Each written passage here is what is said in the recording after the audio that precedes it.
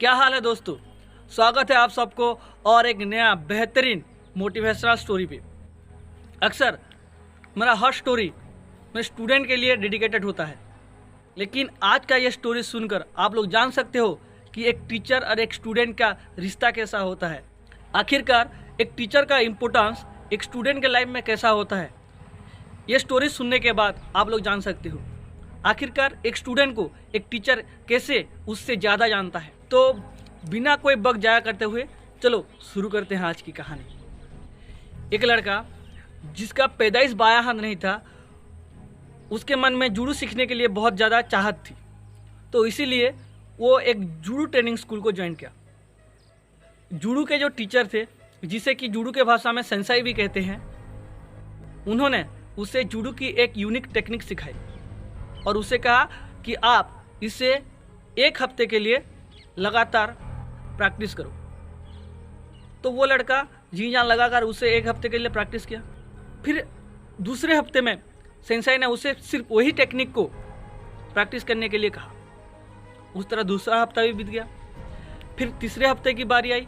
उसी तरह हर रोज सेंसाई उसे सिर्फ वही टेक्निक को प्रैक्टिस करने के लिए कहते थे।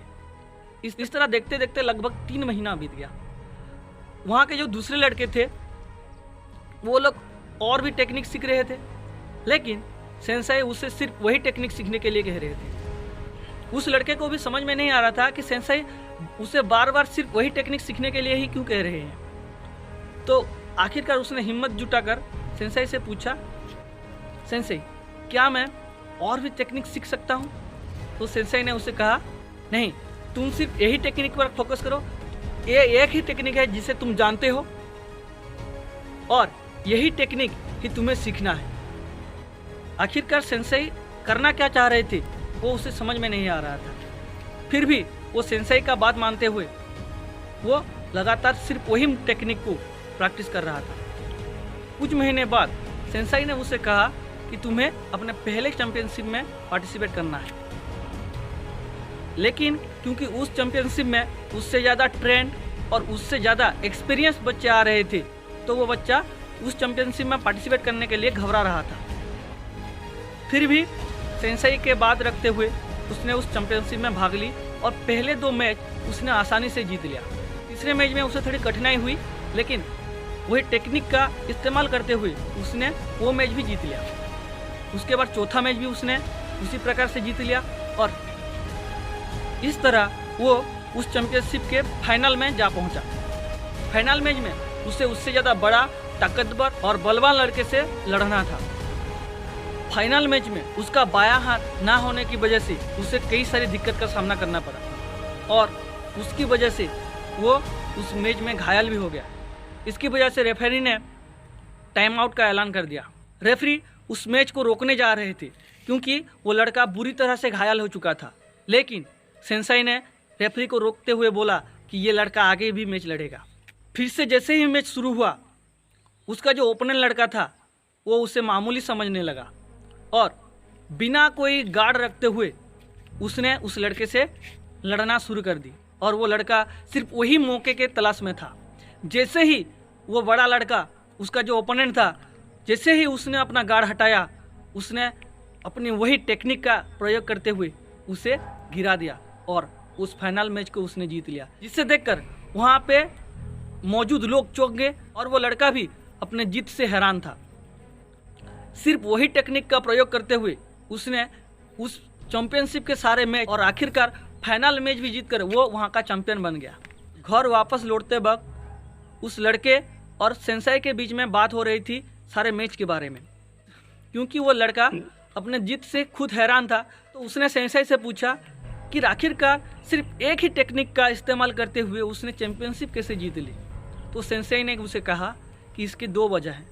पहला, लगातार कई महीनों तक प्रैक्टिस करने की वजह से जूडो की एक यूनिक तकनीक का आप मास्टर हो चुके हो, और दूसरा यही है कि आप जिस तकनीक को जानते हो उस तकनीक की वजह से आपका जो ओपोनेंट है वो मजबूर हो जाता है कि वो आपका बायां हाथ को पकड़े, लेकिन क्योंकि तुम्हारे पास तुम्हारा बायां हाथ ही नहीं है, वो आपको पकड़ ही नहीं सकता और आप बहुत आसानी से उसे हरा सकते हो। आखिरकार उस लड़के की लगातार मेहनत और उसके टीचर की, उसके गुरु की, उसकी सेंसाई की बुद्धिमत्ता की वजह से वो लड़का जो कि शारीरिक रूप से विकलांग था, जो कि उसका सबसे बड़ा परेशानी था, वो ही उसका चैंपियन बनने का, उसकी जीत का वजह बन गया।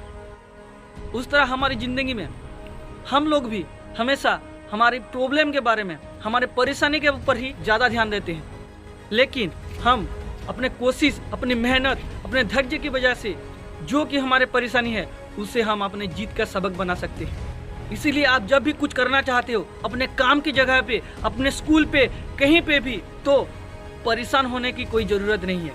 तुम्हें सिर्फ शांत से कुछ वक्त के लिए सोचना है। कुछ वक्त के लिए ध्यान से सोचोगे तो हर किसी प्रॉब्लम का आसानी से सॉल्यूशन मिल जाएगा।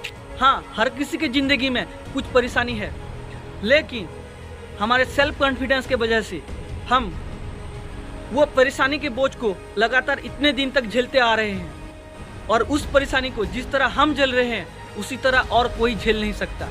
तो हम औरों से ताकतवर हैं।